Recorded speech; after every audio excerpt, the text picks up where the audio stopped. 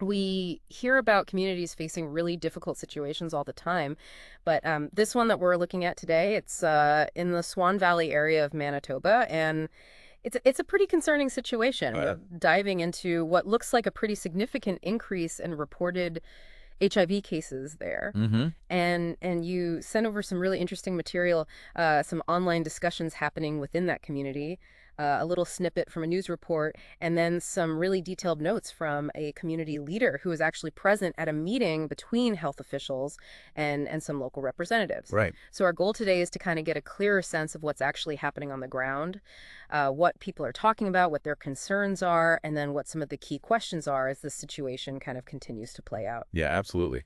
And, just looking at the material you've sent, it seems like kind of the core tension here is that you have this community that's dealing with what looks to be, a pretty serious and rapidly growing health problem. And there's a lot of anxiety, understandably, a lot of questions about, how information is being shared, about this, public health issue.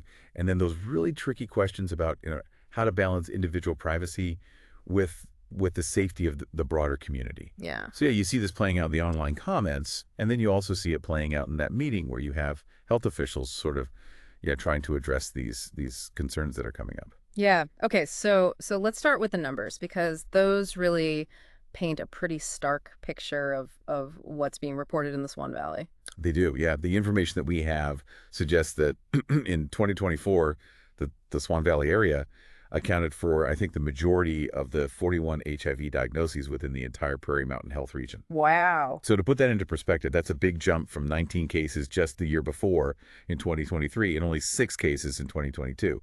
So you see that kind of exponential growth. And it often points to, maybe a confluence of factors. Right. It could be changes in social dynamics. It could be, access to testing or even the introduction of, the virus into a network within the community that was previously maybe less affected. Mm-hmm. So understanding those underlying drivers is really crucial for figuring out how to respond effectively to this. Yeah. And when you kind of zoom out and look at the bigger picture nationally, it gets even more alarming, doesn't it?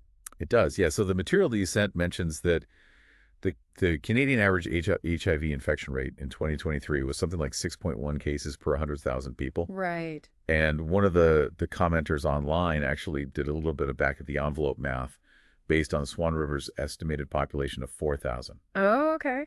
And if we're to believe that there are potentially 200 cases, which, one medical professional in that meeting suggested that it could be that high or even higher. Wow. You're talking about something like 5% of the population, which is like 5,000 cases per 100,000 people. Yeah, I mean, if those facts are even close to accurate, I mean, that makes the rate in Swan River like, what, 800 times higher than the national average? Yeah, something like that. That's just a staggering figure. I mean, it's hard to wrap your head around the kind of crisis that must be creating within that community, and it really highlights how, disproportionately this outbreak is impacting this specific area. It does, yeah. And it's no surprise that when you look at those online comments, the reactions from the community are so varied and at times really intense. You've got a lot of different emotions, a lot of different viewpoints being expressed there. Yeah, absolutely.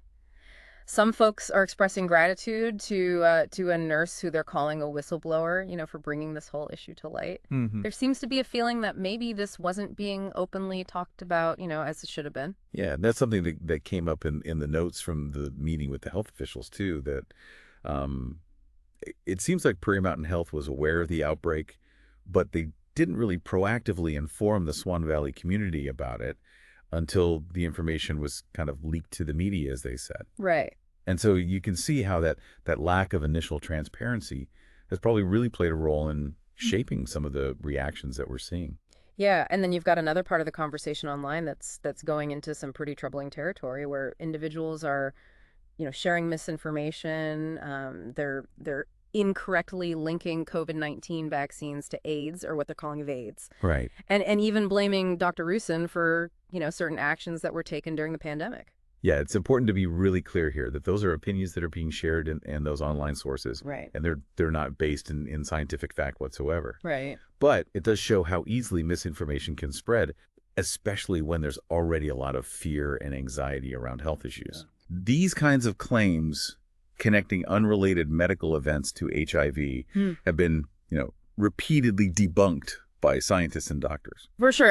And we definitely want to make that clear, but it does speak to maybe a level of mistrust that exists out there and maybe a desire to find explanations, even if those explanations don't really hold up under scrutiny. Mm-hmm. And then alongside that, you have this very legitimate concern that people are raising about the balance between the public's need to know and the individual's right to privacy, Right. which is protected under laws like the Personal Health Information Act, PHIA, which keeps people's, health details private. Right. And that's a real fundamental challenge in public health, right? Yeah. Where do you draw the line between keeping the community informed about potential risks and then protecting someone's, personal health information? Yeah. And you can see that tension playing out in those comments where, some people are saying, look, the community has a right to know how bad this is so they can protect themselves and their families. Mm-hmm. Yeah. And there's some very specific concerns being raised too, things like the potential danger from discarded needles, particularly for kids. Yeah. I mean, that's a very real fear for parents and other residents, right? I mean, if you're seeing discarded needles in your community, that's a visible sign of drug use. And when you combine that with an HIV outbreak, it's understandable why people would be very worried about accidental exposure. Absolutely. And some of the commenters are expressing, real frustration and fear. Some are even saying they're considering leaving in the community because they just don't feel safe and they feel like not enough is being done beyond, harm reduction efforts. Right. And that brings up another part of this discussion, which is how effective are harm reduction programs like needle distribution programs? Mm-hmm. And are there unintended consequences to those? Some folks are wondering, are these programs really helping or are they actually contributing to other problems like, more needles ending up in public spaces where kids could, come into contact with them? Right. And one person even suggested that there might be a link between the large number of needles that were distributed, apparently over 500,000 in a year, according to one of the comments. Wow. And the outbreak itself, and we're wondering if maybe the outbreak started earlier than was initially reported and that led to this increased distribution. That's a really interesting question and one that would require, I think, a much deeper look into the timeline and the thinking behind the needle distribution program. Yeah. It's possible that the increase in distribution was actually a response to a problem that was already, growing or becoming more apparent. Right. But you can understand why people in the community would be concerned about that potential connection and why they'd want more information and clarity about how that all unfolded. Yeah. And it's clear that there's a real desire from at least some residents for more concrete information, not personal details, as many people say, but, some overall numbers about how many people are infected so they can get a sense of just how widespread this is within the community. They want to understand the scale of the problem. Right. And it makes sense that people would want that kind of aggregate data, right? If you know how big the problem is, then you can make more informed decisions about your own health and your own safety. Yeah. But public health officials often hesitate to release very specific numbers, especially in smaller communities, because they're worried that it could lead to, people figuring out who's infected, even unintentionally, which would violate those privacy laws that we talked about. Yeah. So it's that constant tension between transparency and individual confidentiality. Yeah. And as you might imagine, in any online discussion, you're going to get a certain amount of, skepticism and disagreement. Right. And some folks are downplaying the seriousness of this or questioning whether there's really a need for this much concern. Yeah. And I think that's a natural human reaction when you're confronted with something that's kind of scary or unsettling, right?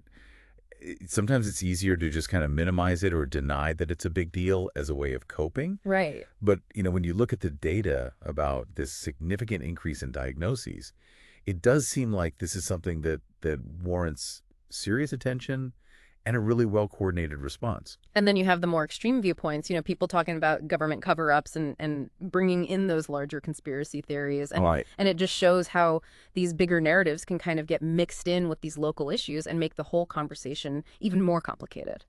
Absolutely. And it really speaks to, I think, the information environment that we're in right now where trust in institutions can be low. Mm-hmm. And people are looking for those big explanations for complex problems. And these kinds of narratives can be very powerful. They can tap into anxieties that are already there, and they can be really hard to counter with, just factual information. Yeah. And one other interesting thing that I noticed is that there was some disappointment expressed that some of the municipalities in the area, specifically Minnetonka's Bozeman, reportedly didn't attend this meeting with the health officials. So Hmm. it makes you wonder if maybe there's a disconnect there or if different parts of the region are perceiving the urgency of this situation differently. It's certainly notable that they weren't there, Yeah. right? Because in a situation like this, you'd really hope for that unified response from all the local leaders. Yeah. It's hard to say exactly what their absence means, Yeah. but it doesn't necessarily signal that everyone's on the same page in terms of tackling this outbreak.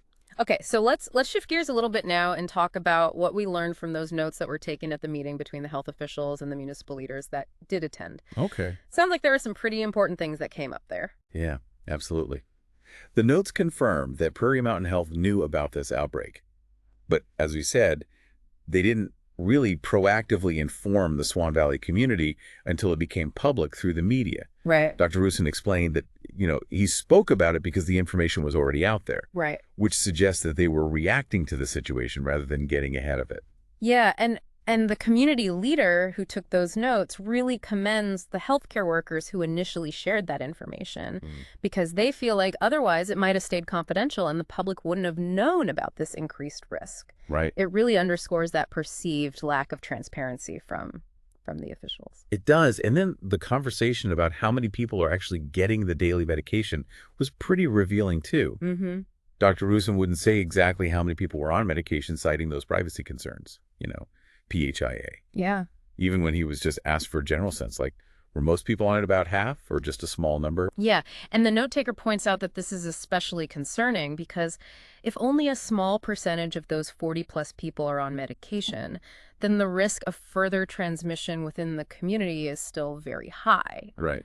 And it makes you wonder if maybe the argument for confidentiality is kind of overshadowing the need to protect public health. That's the dilemma, isn't it? Yeah, and then on top of that, you have those issues with follow-up testing and the system failures. Right. Apparently, a number of people who tested positive initially haven't gone back for the follow-up testing that they need to do before they can even start treatment. Oh, wow. And then there were these pretty serious system breakdowns where blood samples weren't being sent to Winnipeg for testing fast enough. They have to be sent within 24 hours. Right. And that wasn't happening, which meant treatment was delayed even further. So that just seems like a really fundamental breakdown in the system, right? I mean, if you can't even guarantee that people's tests are being processed in a timely manner, the whole process of diagnosing and treating people is going to be severely impacted. It is. And the fact that they're now trying to make things faster, transporting those samples and even bringing a testing unit directly to Swan River, Right. just shows how serious those earlier problems were. Yeah, and the meeting notes also point out that HIV testing and treatment are not mandatory in Manitoba. Right. So the province can't force anyone to get tested or to start medication, even with an outbreak like this. Which again brings us back to that balance between individual rights and community safety. Yeah. We want to respect people's autonomy. But in a situation like this, you have to wonder if other public health strategies are needed to really stop the spread of the virus. Yeah, and then just to add to the concern, you have that estimate from a medical professional at the meeting who said that the actual number of infections in Swan River could be as high as 200 or even more. Oh, wow. Which is, way more than those 40-plus confirmed cases that we've been talking about. So it suggests that there's a much bigger problem lurking under the surface. That's really worrying. Yeah. And when the community leader asked about the percentage of drug users in the area who have been tested, Dr. Roussin said that much more testing is needed, which the notes say was interpreted as meaning that most of them probably haven't been tested yet. Right. And apparently it's already difficult to build enough trust with drug users to even encourage them to get tested in the first place. Right. So you have all these challenges with outreach, building trust, and then actually getting people tested. Yeah. And if you don't have widespread testing, it's really hard to figure out how bad the outbreak really is and to get people the treatment they need to stop it from spreading further. And it's important to remember that early and consistent treatment is not only good for the individual's health, Right. it also significantly reduces the risk of transmission to other people. So that's why this reluctance to get follow-up testing is such a big concern from a public health standpoint. Yeah. So to wrap things up, it sounds like the municipal leaders who were at that meeting were very clear with the health officials that they need to share more accurate and timely information with the public in the Swan River. And they were told that this would happen. But as the community leader wrote, time will tell. Right. It really shows that there's been a loss of trust, and people are looking for concrete actions and transparent information to rebuild that trust. Yeah, they want to feel confident that the people in charge are taking this seriously Yeah. and doing everything they can to address it. Okay, so let's bring this all together. We have what appears to be a very serious HIV outbreak in the Swan River area with rates that are way higher than the national average. Right. And understandably, the community is scared, they're uncertain, and they want more information. The health officials are acknowledging that this is a serious situation, but they seem to be running into some roadblocks in terms of, communicating with the public, getting people tested, and making sure that treatment is available when it's needed. Mm. And then you have this ongoing tension between the need to respect individual privacy and the need to protect public health. Yeah, it's a really complicated situation. Absolutely. So this isn't just about HIV cases going up in Swan River. It's about a community dealing with a health crisis that seems to have come out of nowhere. It's Yeah. about fear. It's about the lack of clear information. And it's about the really difficult decisions that public health officials have to make. Yeah. How do you respond effectively while still protecting people's rights? Right. And we're left with some really important questions. What's the true scale of this outbreak? What caused this rapid increase in cases in the first place? Yeah. And will the public health response actually be able to contain this and support the community? I think those are the questions that everyone's asking right now. Yeah, and this is clearly a story that's still developing, and the community of Swan River is facing a really tough challenge. I think it is. So given everything that we've talked about today, the need for transparency, the need to protect people's rights, and this urgent need to address a public health crisis like this, what do you think is the most important thing that a community can do in a situation like this? That's a really good question. Yeah. I mean, it's such a complex issue with so many different factors at play. But I think one thing that's absolutely crucial is Okay. open and honest communication. Yeah. And that has to go both ways. Mm-hmm. Public health officials need to be upfront with the community about the risks involved and what steps they're taking to address them. Right. And people in the community need to feel comfortable sharing their concerns and asking questions without fear of judgment or stigma. Yeah. Because at the end of the day, this is about working together to protect the health of everyone involved. That's a great point. I mean, you can have the best public health strategies in the world, but if there's no trust between the officials and the community, those strategies are going to be a lot harder to implement effectively. Exactly. And building that trust takes time and it takes effort, but it's absolutely essential in a situation like this. Well said. I think that's a really important takeaway for our listeners today. Yeah. We've got a lot to think about here, and we'll be following this story closely. So thanks for diving in with us today, and we'll see you next time. Thanks for having me. You bet.